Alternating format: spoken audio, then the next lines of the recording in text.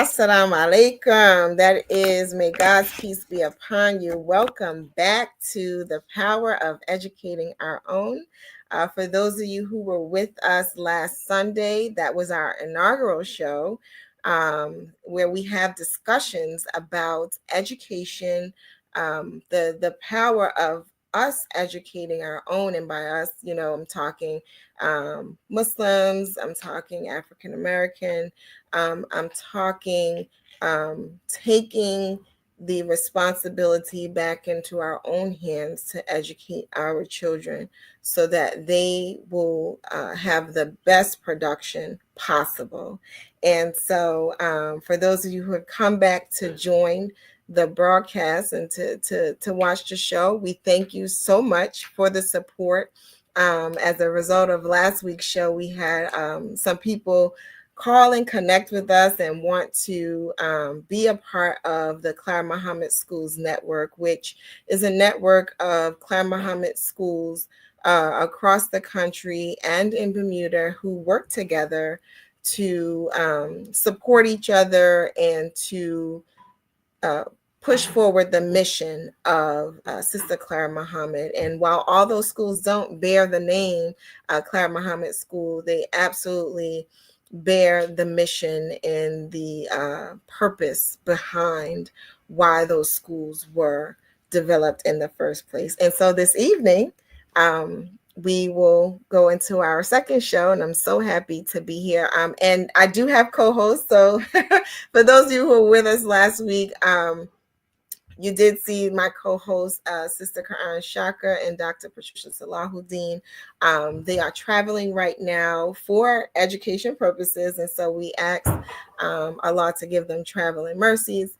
But they will be back with us next week. But today we have a wonderful, wonderful, wonderful treat.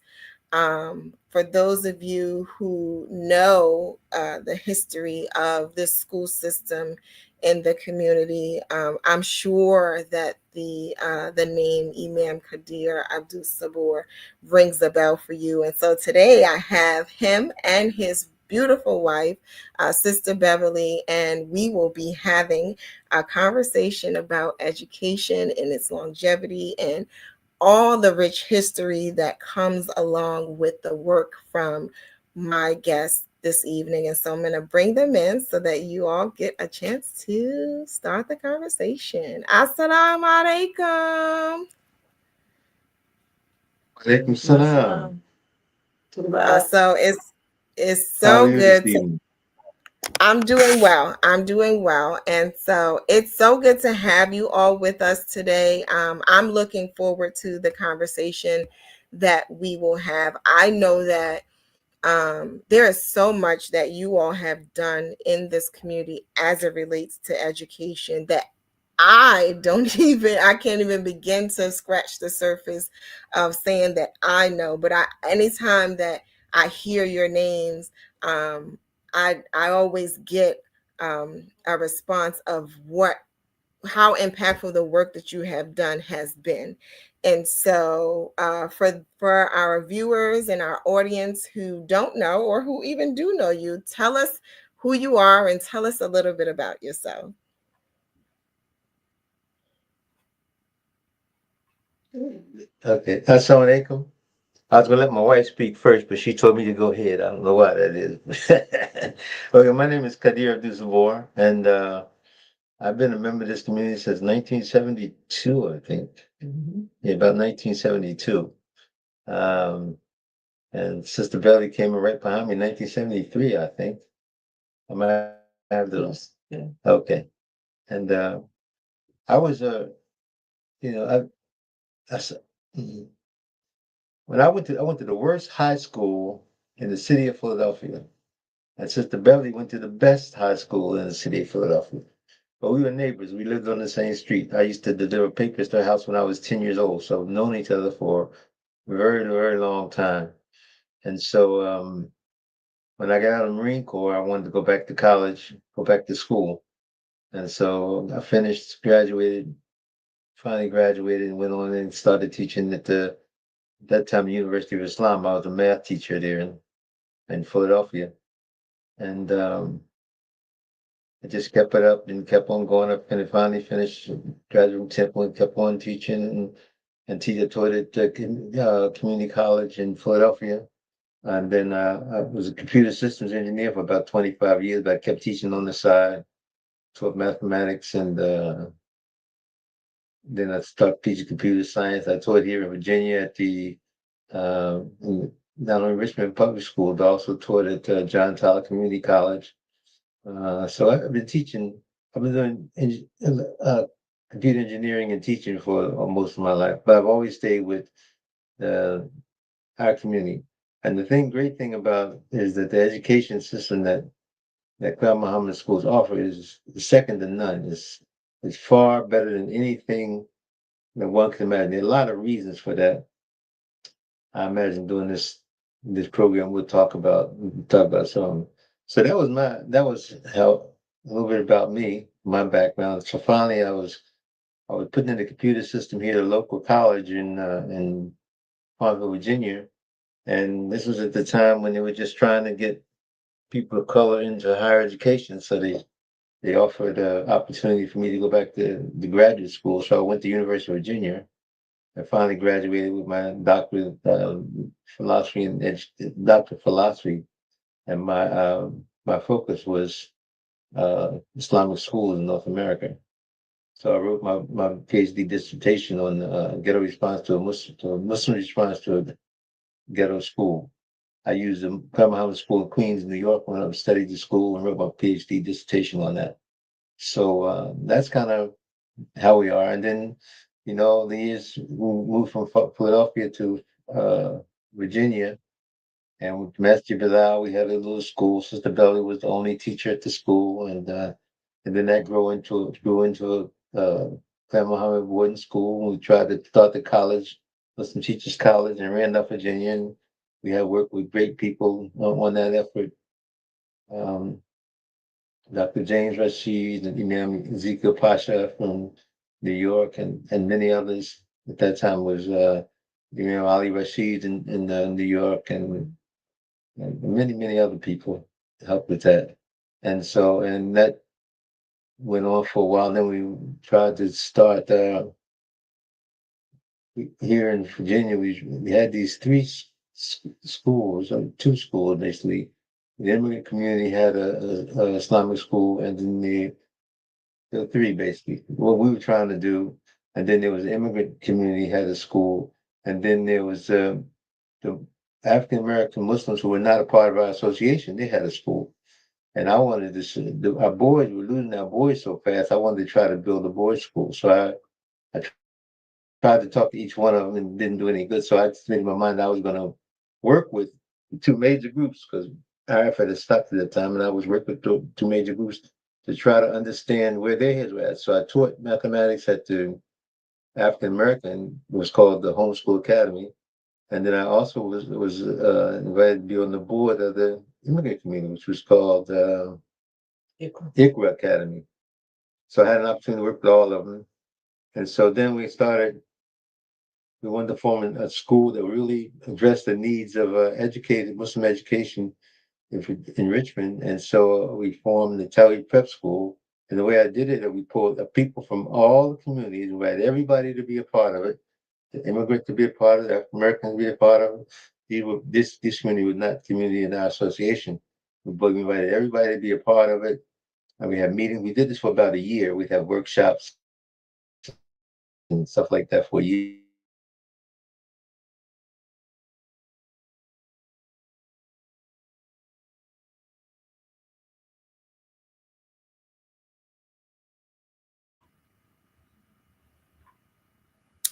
Okay, so we're frozen, but I don't know if that's me or our guest.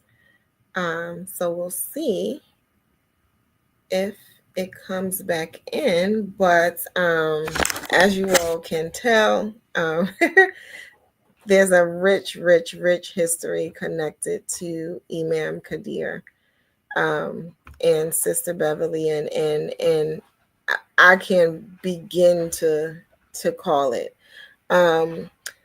But hopefully they're able to come back in. We'll pull them out and see if they can come back on. Okay, so then it was them, it wasn't me.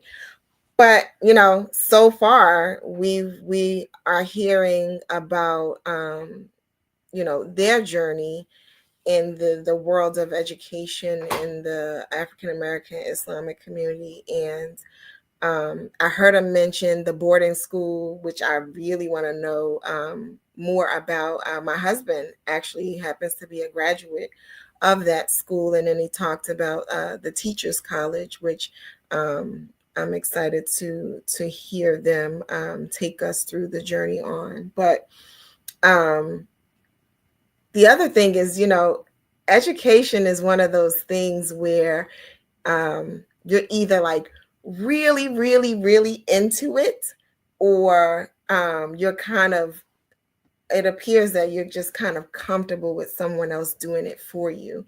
And it sounds like, and even from what I've seen from Imam Qadir and Sister Beverly, they're on the end of like really being into it and being change makers and really wanting to uh, be on the side of like creating the something new and the something innovative for the purposes of um, keeping. Oh, they're messaging me now, so we'll try to get them back in. She says they lost video and audio. Let's see if we can help them. Um, let's see. Let me just send them a quick message. Um, okay, so they're having some weather issues on their end. So I'm gonna try to get them back in here.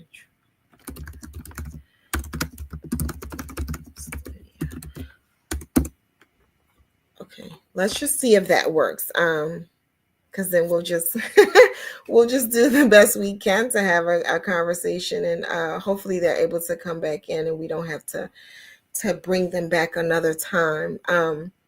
But yeah, education is this thing that um, you know, you either are on that end of building it from the ground up and being innovative with it, or you're depending on others to do it for you. And we know as Muslims that it's our responsibility to make sure that our children are cultivated in the best manner so that they are produced in the best mold, right? And you know, you ask yourself, well, how do I do that? Everyone's not going to be an Imam Qadir and Sister Beverly, and we know that, right? But as parents and as grandparents, what do we do? um, you know, how do we go about educating our children in 2024 when it's so easy to put your child in a public school that's right down the street and doesn't cost any money, or a charter school with a similar format, right? How do you choose that, or do you choose a Clara Muhammad school? And perhaps is there even a school in your vicinity for you to have that choice?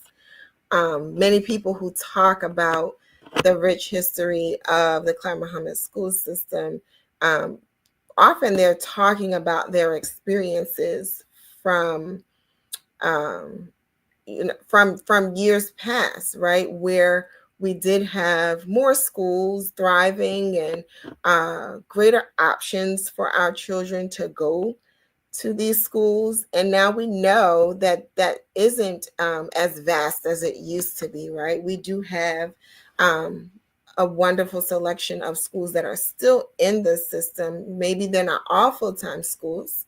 Some are probably weekend, or we say strong end schools, right? And we do have some online formats. So, for instance, if we're able to get Imam Qadir and Sister Beverly back in, they're founders of an online school called New Africa Ummah Online.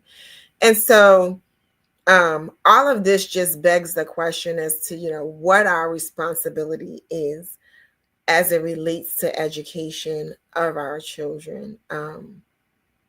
If what are our options and what works for us as families, right? As a mom, I know that that's as a Muslim mom, right? As a Ummi, um, that's something that you think about when your children are young and circumstances bring you to whatever decision it is that you make. My children have had the experience of being in a charter school, um, one of my daughters in a public school, and then they've also had Claire Muhammad School, and so um, they've even seen the difference in experiences as it relates to. Okay, they're still trying to come in, so I'm gonna keep talking because inshallah they will be back in with us. Let me just send them a quick message. Um, yeah, so hopefully they'll be back in with us. But um, the children even notice a difference in the experience in both in being in those different environments. I remember my oldest daughter when she first went to high school and she came right from Claire Muhammad School.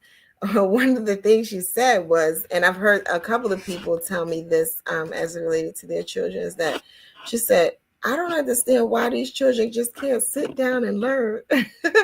And it was because she had come from an environment that was it was different. It was structured different, right?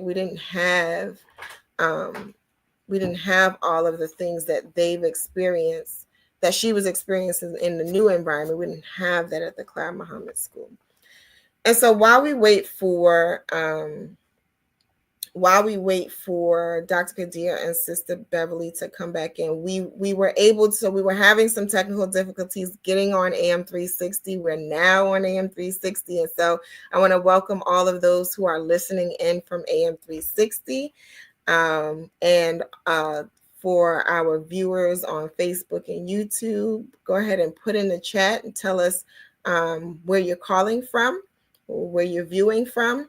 And I have Dr. Qadir and Sister Beverly back. Assalamu alaikum. You're back.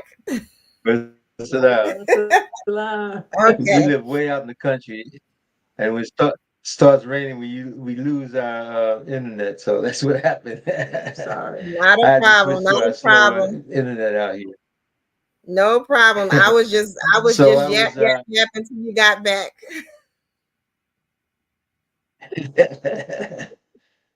okay. So we was trying to. You asked us a little background, so we got now how far we gotten. Well, anyway, to kind of sum it up, we've been working with some schools in Islamic education for over 40 years, and I think it's a great thing that a good reason. I mean, it's a good effort, and there's a couple of things that we need to do in the future and in time, probably before the end of the show, we'll share some of those. So, Sister Beverly, you want to share some of your experience? Oh, okay. Okay, my experience was somewhat different. We became Muslim. We accepted Islam in Rochester, New York in 1972. And we returned to Philadelphia, our home city, and we started attending the mosque at Susquehanna Avenue. And we had a little boy, Sekou, who was born in 71, and he was a precocious child, and we wanted to get him started on the right path. So we took him to at that time, it was still the temple. Okay, that's how far that was. It was still the temple, and then we had a University of Islam, and my background is in education also. My first degree was in secondary education, Romance languages, Spanish and Portuguese. And I had great hopes of being an interpreter at the UN, but that was beyond where I could get.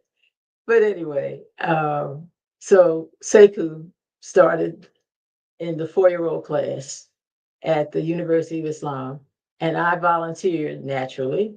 as a helper, parent helper in the classroom. So I had a chance to see how things were going and learn more about Islam myself as they taught the little ones. And we were there when the change came, and it was very inspiring when our community in Philadelphia had a chance to buy an old Catholic school.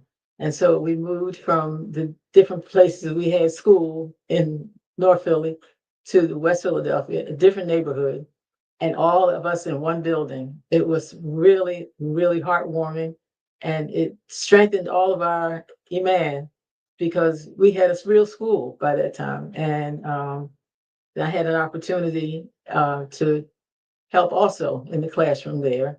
And eventually, after I had enough babies, I was able to actually work as a teacher at the school. And we did a lot of really great things. It's amazing how getting a school started brings the community together. And we could see that in that effort back then. And people came from all around to help. And everybody in the neighborhood and beyond were proud that the Muslims had a school. And we did some really great things. And well, we moved to Virginia, and with two little girls, son and two little girls. And when we got to Virginia, they had a school there here in Richmond, but we came after the energy kind of died in the transition. So I said, well, I got to have my little girl, my littlest one, Inez, got to have a Islamic school for her. So I said, well, I'll just do one. So uh, I got the permission and I got some assistance from some of the seniors who saw that vision. Some of the parents were a little slow about doing that, but um, I was able to get a preschool started. And we started with just a few families in the masjid. And then people from outside our community saw an interest and they started to come and they would volunteer to help with whatever we needed. And so we had that network of people from the community as well as within the Ummah. And it was a really good experience. It was really good. And I've seen some of those little ones who are now almost 50. And Wow. sometimes I'll see them and their parents will say, "Oh, Sister Beverly, my child learned so much from you." Da, da, da, da. And a lot of them weren't Muslim, but it meant a lot to have Islam as the base. And the parents appreciated it. Even if they didn't accept all of what we were about, they knew it was the best thing for their children. And it was a very rewarding experience. So Yeah. And so there are that's so kind of the many background. things. Yes, there are so many things that the both of you have Mhm. shared that I could ask a million questions at this point. One of the things I do want to know is what was teaching like in those early years? Was it were the demand? Do you think that the demands were different? I know you talked about the spirit of the community just being like a high spirit and one of cooperation and collaboration. But what was the demand or the command for education back then? Okay. Well, there was a common characteristic between those early schools that we had and the segregated schools that were part of our American history. Because in the segregated schools, the African American teachers had a genuine, sincere desire to educate their youngsters, even though they themselves might not have been adequately prepared. So, in reading some of the literature, he discovered that the African Americans who did could read, they would teach the former slaves to read. Sometimes it would be under a palm tree or deep in the woods, and nobody was too old to learn, nobody was too young to learn.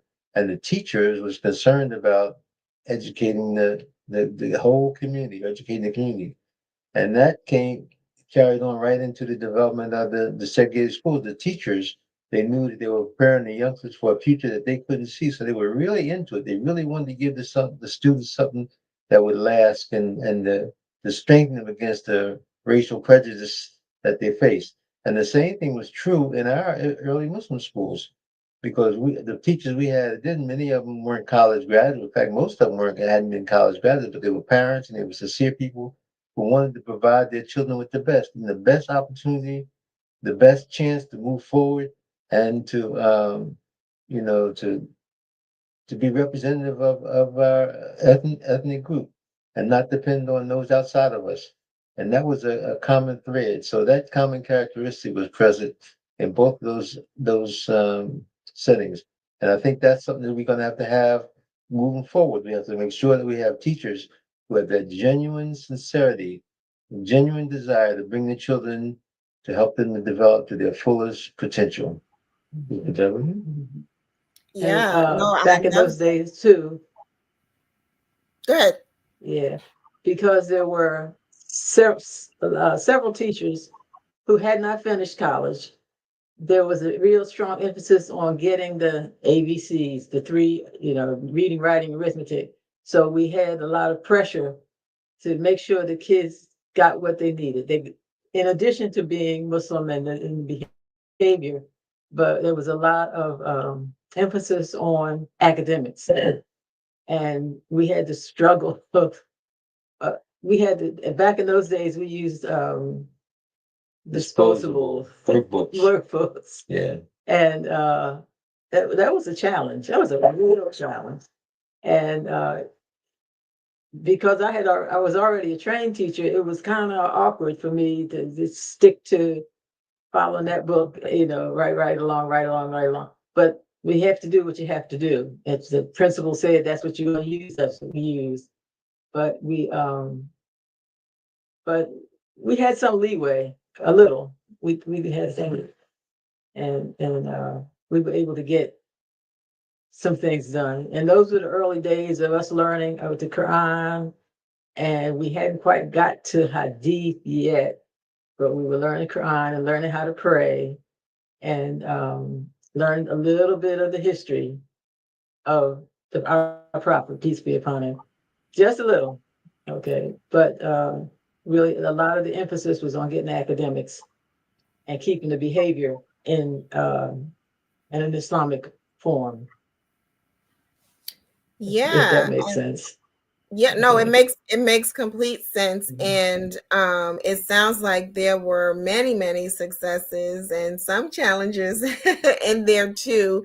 One of the things that stands out from me for me in the work that you all have done over the years is that, it anytime I hear you all speak, you all come across to me as trailblazers, right? It was just like, well, there's no Islamic school for my daughter. Well, we got to create one. Let's just make it. And I think that that's so inspiring because, we don't always see those things modeled for us in present day. There was something that, Sister Beverly, that you had said earlier about the fact that not all of the children in the school were Muslim children, but that their families appreciated them having that Islamic foundation in their education. Talk to us a little bit about that, because I know one of the things that we brought up in last week's show was the emphasis that the Clar Muhammad School is for everyone. And even in this broadcast, our prayer and our hope is that those who listen and those who view in will understand that this school system is for the benefit of all. So talk to us a little bit about how that worked. There were students in the school who weren't even Muslim. The especially after we moved to Virginia, and we started a real school, real Clara Muhammad School, and it was from pre-K to 12. And we had, oh my gosh, I taught the third through fifth grade, and I had 20 students, and only three of them were Muslim. The other 20 were, Of the 17. of the 17, were children from the neighborhood and Wow. children who were friends of or cousins of the three that were there, right? But it was just everybody wanted to learn. Everybody had the same idea. When they came to school, we were supposed to do, we were learning about prayer. We were starting to learn Arabic. Um, we were learning about Muslim behavior for young children, and um, and about being a neighbor to each other. And it was a very good experience. And we got so that even the non-Muslim parents were recruiting other non-Muslim parents to bring their children. And it was good. It was good. And we had a lot of good conversations for parent um, when having parent meetings. Uh, we could talk frankly about things and our expectations and what their expectations were, and it was, oh yes, whatever you need to do, just about go, whatever you need to do. I said, well, wait, I can't do it like I do my own children, but whatever you need to do. But it's good. People realize their sincerity, and the practical things, and we tried to do a lot of things that engage the children's imagination and their appreciation of Allah and the universe. Well, I had a lot of plants and all kinds of things that we studied as part of our science, as well as our Islamic studies and math, and all of those things were all tied together in our the way we did our classes. It was, and you'll see some of the things that I wrote, some of the lessons that I wrote, units show you the interrelatedness, the tawheed of all things. And so we had a lot of that. And that awakens the spirit, even in the parents' minds, that this is a good thing. Wow, I never thought about that. And so it was good. It was really good. I had to do a lot of uh, sometimes like personal counseling. Sometimes younger parents would have questions, and I have to answer some of those questions or address some of those things. But it was good. It was really good. Alhamdulillah. Yeah, So that's great. That's that's great. And so for those, I didn't hear the last piece. no, it's okay. Oh, okay. It's all right. Okay. It's So not. for those of you, for Mhm. those of you who are just tuning in or just watching us on social media, this is the power of educating our own. Our guests today are Imam Qadir Abdus-Sabur and Sister Beverly Abdus-Sabur. And we are discussing all things education, and we've got some good information on their history in this community as it relates to education. And I want to talk at this point about um, some of the schools that you all were able to create. I know, Dr. Kadir, you mentioned them earlier. You talked about the boarding school and you talked about the teacher college. And I know that you both are founders, I believe, of New Africa Ummah Online. So talk to us about those schools and like what it took to even get them started. Okay, well, the first one I guess would have been Sister Beverly's preschool program. That was in Richmond. And at the time, I was not the imam, and education wasn't looked on very highly. So we had plenty of challenges then. Then when I became the imam in Richmond, then we just went all out and established the Clever Muhammad School in Richmond. Um, but the problem there was that the building needed some serious repairs, and we couldn't get the community to buy into supporting the school because everybody had their own idea about how money should be spent, and they couldn't see the value of education, and that's kind of a problem that we have today. Many Muslims don't see the value of education, particularly African American Muslims, but it hasn't, education in America hasn't served us as a people. There are exceptions, but as a people, generally speaking, education hasn't served us. So therefore, we don't have a high regard for education. We don't see the real power, the empowerment, the empowering of the individual through education. So, it was true at that time too. So what happened was that we just kept on plugging away until the city finally got to the point where we couldn't operate unless we were able to make certain revisions to the building.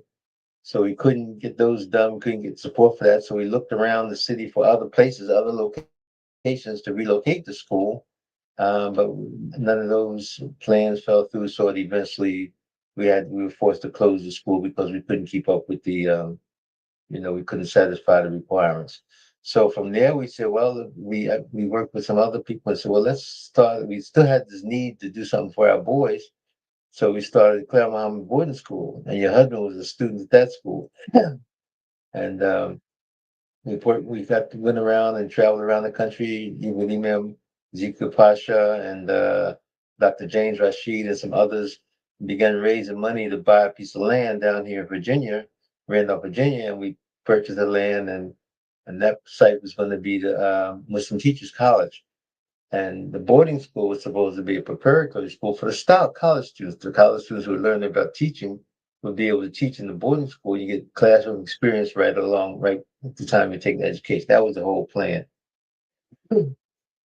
Um, as the thing would have it, as time passed, we never had enough money to work.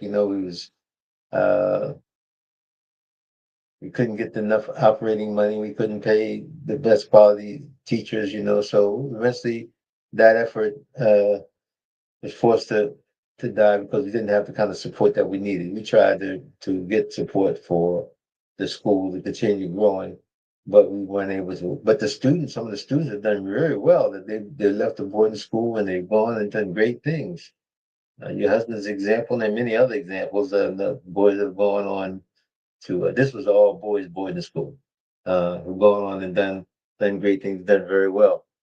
Uh, and then that after that effort petered out. We wanted to do another one.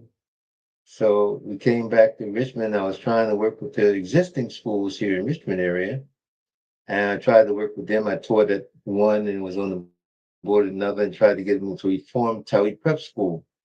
And this was a day school. We started with about 8 students. And before it was stepped back from the director. We had, I think, about close to 40 or 50 students, but we'd already earned accreditation. This was eight through 12, grades 8 through 12. And we'd earned the national accreditation. We had been accredited, we were accredited, and that school eventually merged. When I stepped back from the directorship and allowed some others to take over and move it forward, they merged the school into the New Medina, Medina School. And then we wanted to do an online school. It seemed to me that online was the way of the future at that time. This was in mid 90s, I think it was. Um, Seemed like to me it was the way of the future, and nobody was addressing it. So we did the online school, from Tally Prep School, and that school is still going on, still in existence. So those are the early efforts of the schools that we worked with, and and the couple of things stand out in terms of prep and study school. Number one is that you have to have the person who's kind of spearheading this to a small group of people, like the group leaders, 3 or 4 people, like the three of you. You all have to share the vision and see the vision. I'm talking about you, Madam Q, and Dr. Patricia. They have to see the vision and share the vision and see the vision 15, 20 years down the road. And you got to have behind you people who push you and encourage you to do that, you know, and push. Then they have to have the experience to see the kind of pitfalls that you're going to run into, and try to help with those pitfalls. And one thing that's always a problem for us is money. We never have enough money to do the schools. And what's happening over the years is that we got the idea that we should be asking the government to give us money, and that's never going to happen. You're never going to have control of your own schools and somebody else is taking is giving you the money. They're backing, they're financing. If they're financing, you got to do what they say. That's just the way it is. Don't make no difference who it is, whether the money's coming from locally or abroad. If they're paying the bills, then they're going to dictate what goes on the school. And we just can't seem to get that through our head as a community of people. We got to do this ourselves. In that regard, that's an area that those of us who've been around for a while, see that you guys are going to need. So one of the things that we're trying to do is we're trying to start a business here in Virginia so that we can share some of the proceeds to the school. And we want to do that as a model for other businesses to do the same thing. Businesses get to start their businesses and then make consistent monthly donations to, in this case, the CMS network, because the CMS network is a very viable um, route that's going to be a monumental establishment institution for Clermont School. Great work have already been done by Imam Adam Bayan and his family. They've been doing monumental work in fundraising, and they just need help from another area. So we're talking to businessmen now. One of them suggested, the meeting was online Wednesday night. One of them suggested that every Muslim in our community, in our association, just donate $5 a month. Just send $5 a month to CMS Network and just let it grow. Just let it grow.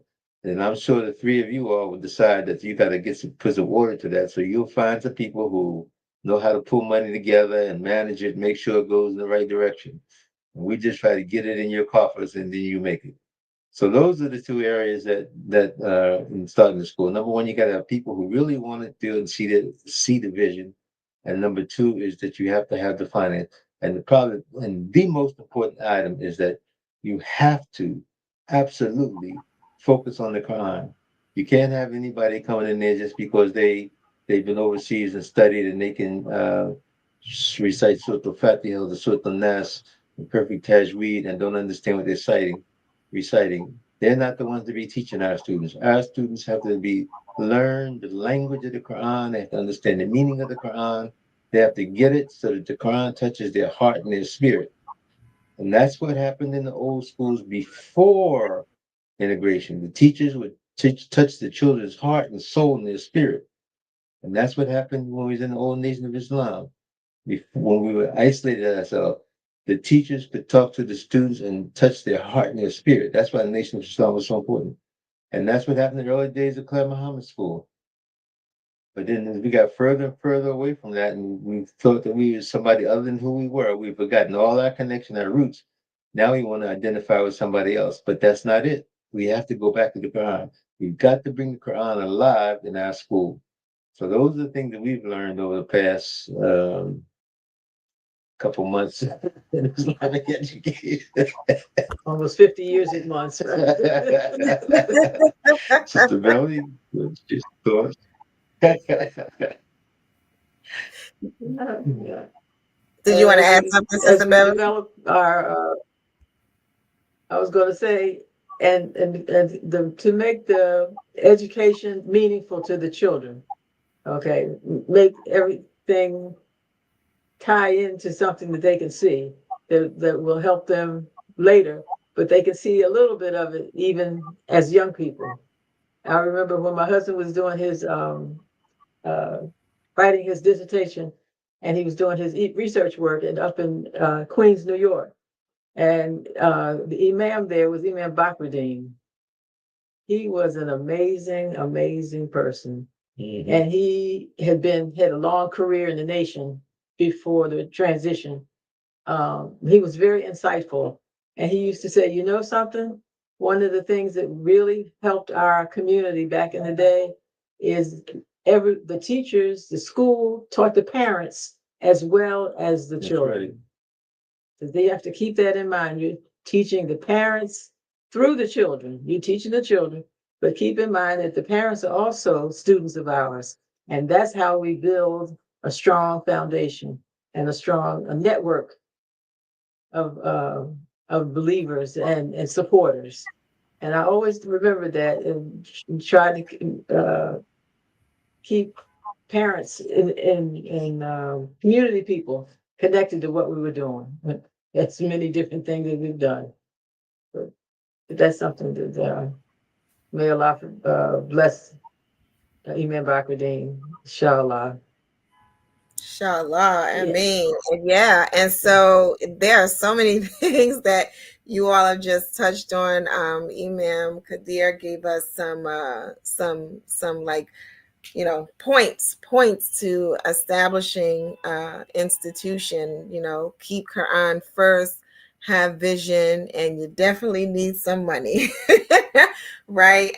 But those were some key things to share, right? Because we do kind of struggle with the establishment of institution that's sustainable, right?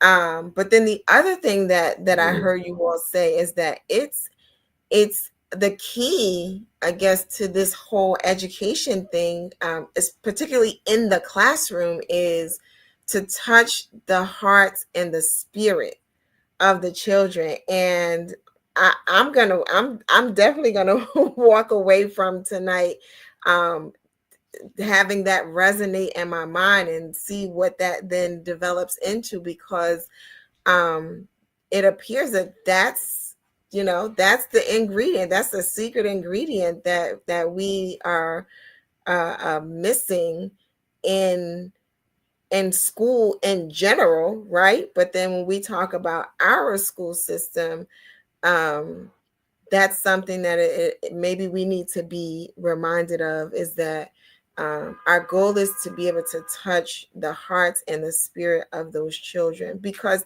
if we think about it, as parents and grandparents, just older adults in the vicinity of young children, we always want them to um, grow up and be productive, and we want that seed to grow into this like flourishing plant or flourishing flower. And sometimes we see the end goal, but we don't necessarily consider, like, how do I get this child who's just a baby to the point where they are who it is that I want for them, or that Allah wants for them, and all of that stuff, like in between. It doesn't appear that we plan for, or we have a real sense of, I need to cultivate this.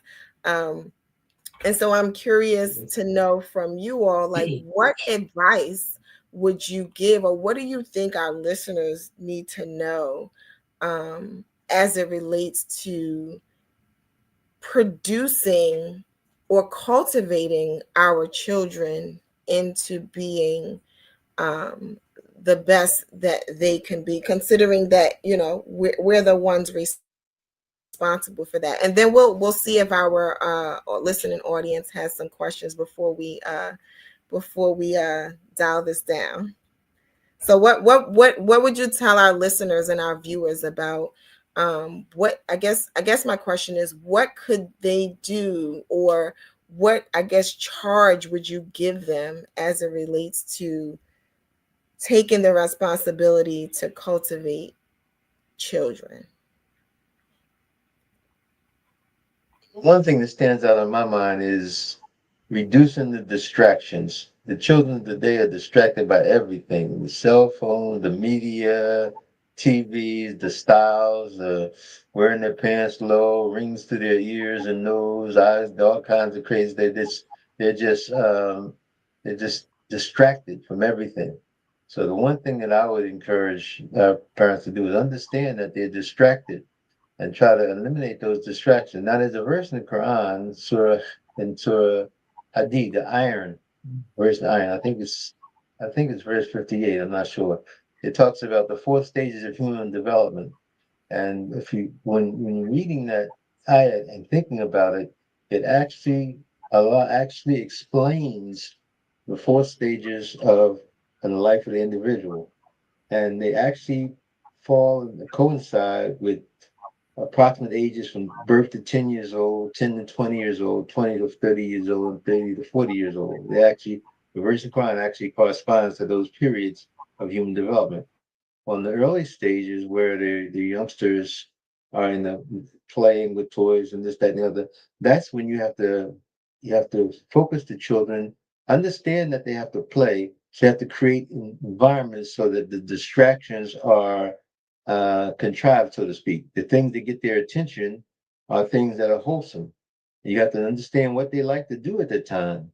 So, and between 10 and 20 years old, you have to understand that that's when the boys are going to show off and the girls are going to be in front of the mirrors, you know.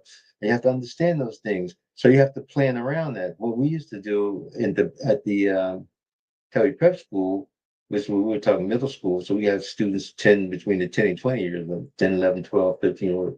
We would have skating parties because we run a skating rink, have a skating party, have a Muslim come in, a Muslim DJ come in and play nasheed. These are Muslim rappers like The Native Dean and some others. There are a bunch of them out there now. These are Muslims that sing and the songs are clean and wholesome. And the children will come in and skate. We had several of them. Or bowling. So what you have to do is you have to create distractions that are wholesome distractions. Don't leave them to their own devices because they'll get on the Facebook the world or TikTok, anybody, and do all kinds of crazy stuff. You have to create environments that channels their energies. So you have to think about knowing the Quran tells you what to expect, what they're going to be like at age. So you know what they're going to expect. So you have to create environments so that they can channel those energies so that they're receptive to the creation. Absolutely, absolutely. And I agree wholeheartedly because there's so much out here, even for us adults. There's so much out here that could grab you. And so we have a few minutes left. And so if my for those of you who are listening to us on AM 360, if you have a question, press 1 so that you can be brought into the host queue and we can get your questions answered. And if you are watching us on either Facebook or YouTube, you can put a question in the comment section, and we'll see if we have some time to get your questions answered. And so along the lines, while we're actually I do have a caller. So caller, I'm sorry. I got a couple of messages coming in on my end. Okay, caller 7426. Press 1 so that you can be brought into the host queue. Yeah, it's Brother Muhammad by the way of Hinesville, Georgia. Consistency and to see parental education that our children, and when put in the proper context, they begin to understand naturally that it is the best thing for them. So when they compare how we live, what we teach them is the best thing for them, it makes it a whole lot easier for them so that when distraction approaches them, they can see and we can educate them in how it might look good, but it's going to bring a type of result that is going to hurt you in what you really have seen from your home life. It's beneficial. There's love here. There's many things that we teach them about. The kids will see those things, and they won't go near the far, God willing, behind the fact that they have a model example that they can trust, especially maybe once or twice in their development, they might, be distracted, and they find out that what we've been showing them all their life, it's true. That if you play with fire, you get burnt. And it's not worth it because they have lived in an environment that supports what you're telling them or what the parent is telling them. So I think live in what you say out of your mouth and put it in deeds and actions, a nice model of it, a nice environment that supports it so that when distractions come, they might do like we did. Because the law tells us all of us, was saved from the brick of the fire. Because distraction makes you go deep. Because we are learners, we are thinkers. And we know the creation is for us to observe and analyze and see the nature of it without distracting the nature of what we're studying. Like we see that, so when our children begin to understand the language that we're teaching them and that we're living it every day, inshallah, Allah will bless them like He does anyone who submits. And the comparison of truth and falsehood, or truth and artificial, they'll begin to like what is real. Everybody's searching for what is real right now. Our whole goal is try to find out the truth, the whole truth, and nothing but the truth that the prophets of God have said before us, and it was Prophet Muhammad was commissioned to do his modelization of the same thing, but with a warning that this will be the final opportunity for our children to really sit down and get the whole truth. 90 seconds. And let them observe those who don't. And we can illustrate some things to them. That's education. Let a child or a new mind or a fresh mind see the results of what you tell them. Absolutely. Absolutely. Thank you so much. Go ahead. Make them think, at least they know that they won't do it again, most likely. Right.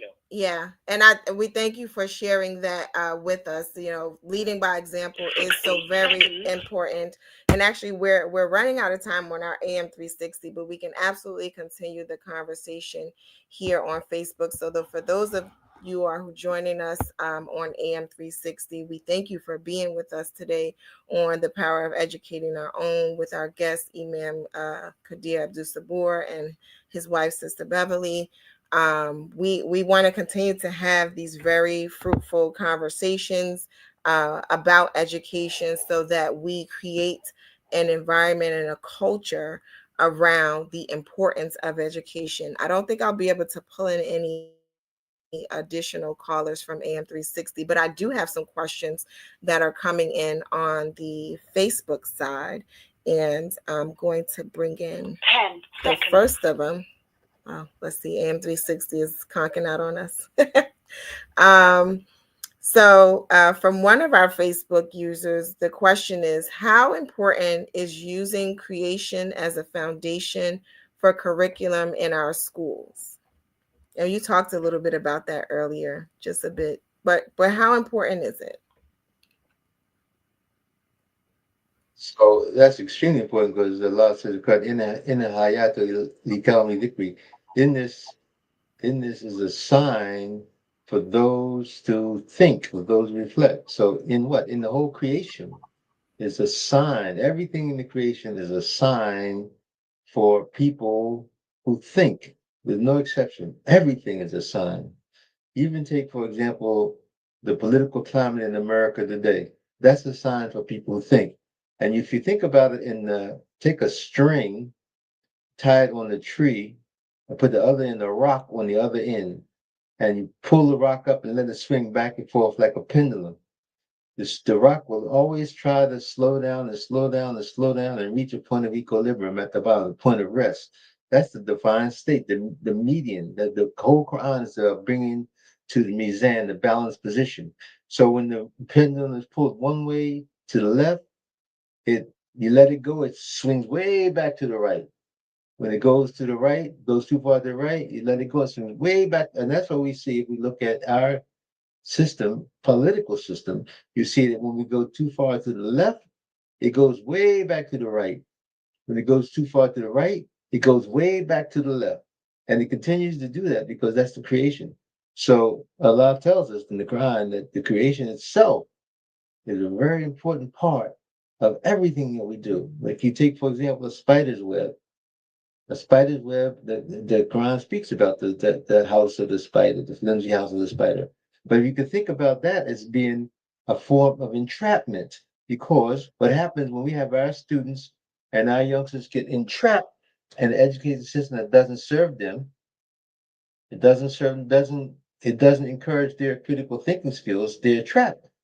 So they can't make intelligent decisions. They do whatever they've been taught to mimic or imitate. They don't think for themselves. So education could be a form of. Now there's a sign from the spider's web. You see, so the whole creation is like that. The mighty oak tree, it starts from just a single acorn, about the size of a penny, and grows into a tree that's maybe 50 or 100 feet tall. and can stand all kinds of storm and turmoil and rainstorms and people carving their initials in, and it continues to stand. But it started from just a little simple little egg one. So when it first broke the ground, it was real susceptible to anything. Wind, get kicked over, step on it, it's dead. But it grows to a strength, and that's the way people are. People have to be the same thing. You take their roots from the roots down in the earth, and it grows and reaches towards the sky.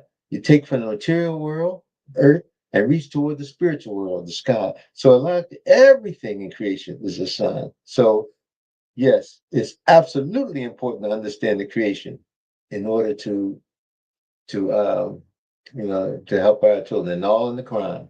The last thing I say on that is that mathematics mathematics is Allah's gift to humanity for understanding his creation. You can't understand the creation unless you understand the mathematics of it. Absolutely, absolutely, and so we actually still have AM 360 with us. I do have another caller 3275. If you press 1, you can come in the queue, and we'll get we'll allow you to ask your question. And for those of you who are on AM 360, as that begins to close out, if you want to join us on New Freedom Network on YouTube, that's a way for you to see us visually. We just have a few questions left, and then we'll be closing out the program. But caller 3275, if you'd like to ask a question, please press 1 so that we can bring you into the queue. And so while we're waiting for that, because I don't know if they're being brought in at the moment, but okay, so we're maybe not on the AM 360, but I do have. Oh, I hear you. Go ahead.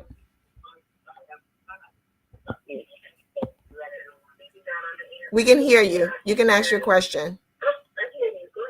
Oh yes, it's enough. Yes. But I got a question to Dr. Sabur and his wife, to Beverly. Yes, how can we make donations to the school? Oh, okay. So they're asking how they can make donations to the school. And so are you talking about New Africa Ummah? Are you talking about the Claire Muhammad Schools Network? And you'll have to turn your volume down on your device because we hear the feedback.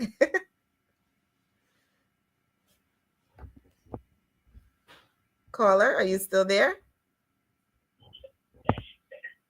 Well, I guess the school that's on the online school, I would say. Yes. Oh, okay. So they want to know how they can make the online school that this is the Wilson Journal. Got you. Wants to make the caller wants to know how they can make a donation to New Africa Ummah Online. Thank you, caller. The answer to that is that just go to the website. Go to our website, newafricanummah.net, newafricanummah.net, and then at the very top you'll see a drop down button, and you click on the donate button, and it'll take you right to a page where you can donate. And it's recurring. You can just make a one-time donation, or you can make a recurring donation, like $5 a month or something like that. Something that doesn't hurt you, but it helps the school. $5 a month. I mean, you wouldn't even miss $5 a month, but it would help the school. So if you imagine 1,000 people donating $5 a month, it makes a difference. So just go to the website, newafricanummah.net, and then click on the donate button. The donation button drops down, window opens, and you can make a one-time donation, or you can make it a recurring donation. Every month you can donate $5 a month, or whatever is easy for you. Thank you so much for Thank that. you. You're putting it in the screen. That's great. Yeah, I was gonna say at the bottom of the screen you see the web address to New Africa Ummah Online. We have a few comments I'm gonna bring up.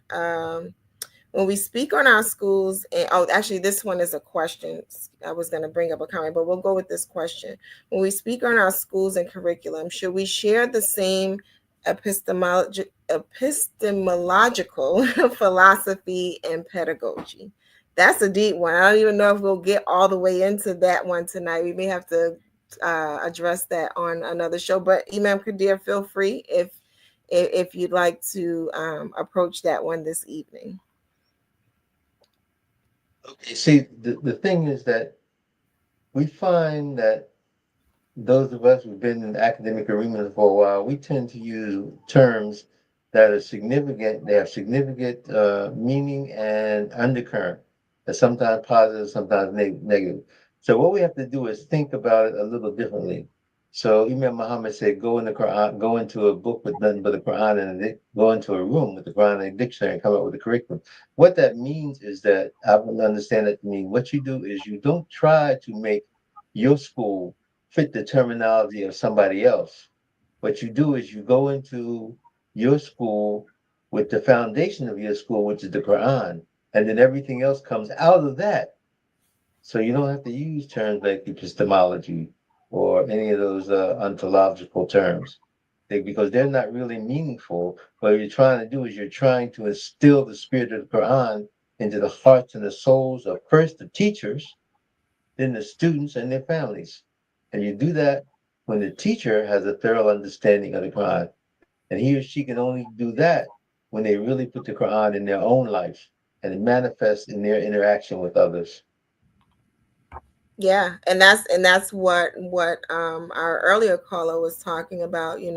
When you're living it yourself, when you're implementing the Quran yourself, it's easier to then impart that to your students into the culture of the school that you're connected with. And so that just lifts that point back up. I had a couple of comments here. One, so we have Sister Bina joining us from North Carolina. We were talking about reaching the children, and she says, "I really got a chance to experience how important being kind and patient with the children is toward keeping the children interested and exciting about what's being taught." And so, yeah, that's important. Imam Qadir talks about taking those distractions away. Well, kindness and patience go a long way as well with being able to reach them. We do have a viewer on Facebook asking how someone can enroll in the online school. So we did share the website at the bottom of the screen, and we'll bring that back up. But is there anything else you wanted to share as it related to enrollment? It's just they can just go to the website and then there's a online application that they can enroll.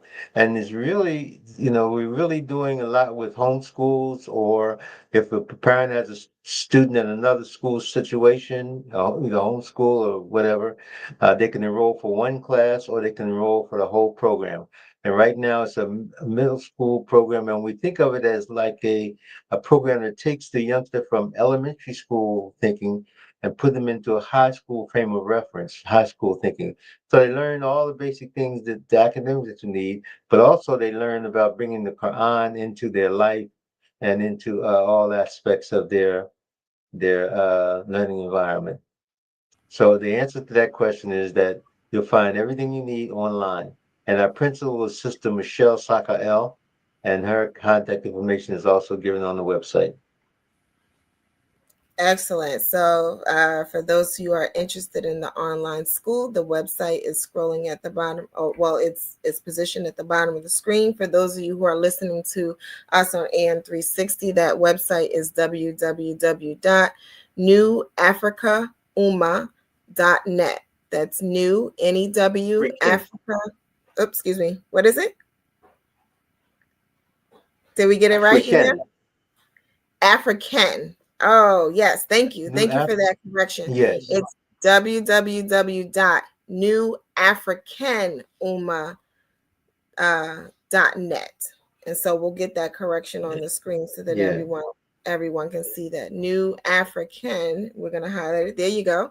New African Umma .net. And so if you're interested in enrolling a student or you're interested in making a donation, that is the website that you will go to, and you'll be prompted on the website to fill out the application. I want to thank Imam Qadir and Sister Beverly so much for being with me this evening. I had to steer the ship without my partners who are traveling this evening, Dr. Patricia and Madam Q, Sister Quran. We asked Allah to grant them traveling mercies, but I got a chance to be with some real pioneers, right? Those who have impacted education in this community in a very significant way, and they have not left their post. They are still making those impacts. Earlier, when we started the show, Imam Qadir talked about the fact that there was some good works happening in the Claire Muhammad Schools network that is to come, and they are for sure instrumental in making that happen. So I want to thank you all for being with me this evening. If you have any last words, here is your opportunity for that before we close out the show. Sister Beverly? You go ahead. Well, we thank you so much for inviting us to be a part of your show, and we pray that Allah bless your efforts with much success. It's very needed. People who look at our community from afar, they don't see the kind of cohesive connectedness that we need to garner support. So we have to pull that from within.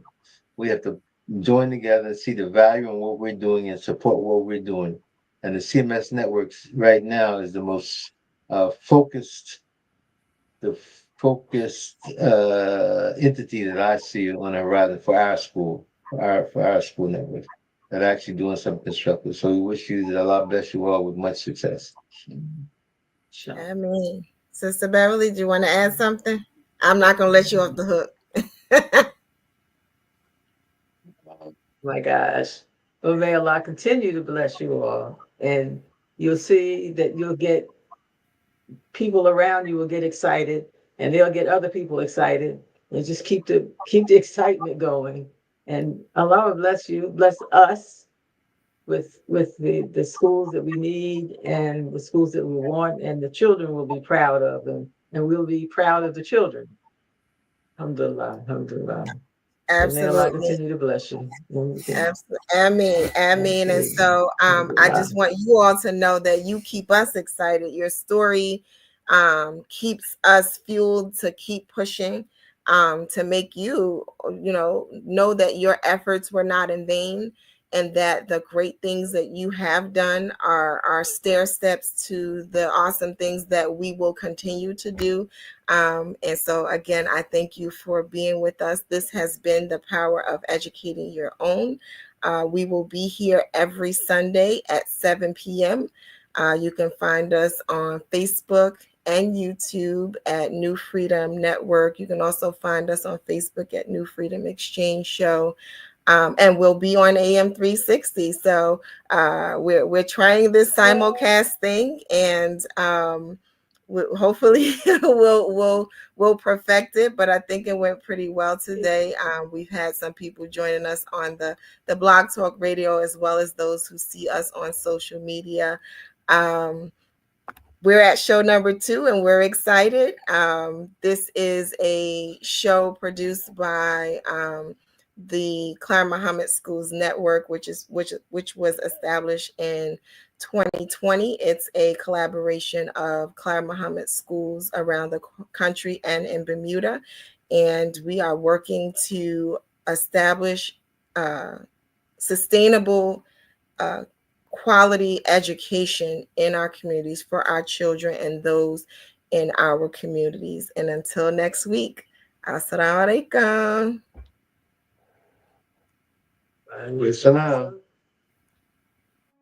Sister Clara Muhammad, a black Muslim woman from Macon, Georgia, was an extraordinary leader and pioneer.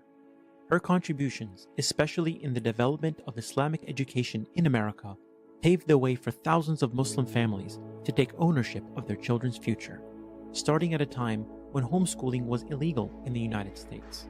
She eventually established a network of schools that was later named Sister Clara Muhammad Schools in her honor by her late son, Imam Warith-Din Muhammad, rahimahullah. Sister Clara Muhammad helped to establish the important role women had in early Muslim American history and was an inspiration to future generations of leaders.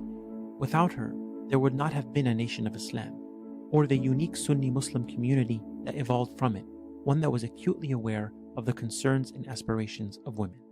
May Allah have mercy on Sister Clara Muhammad.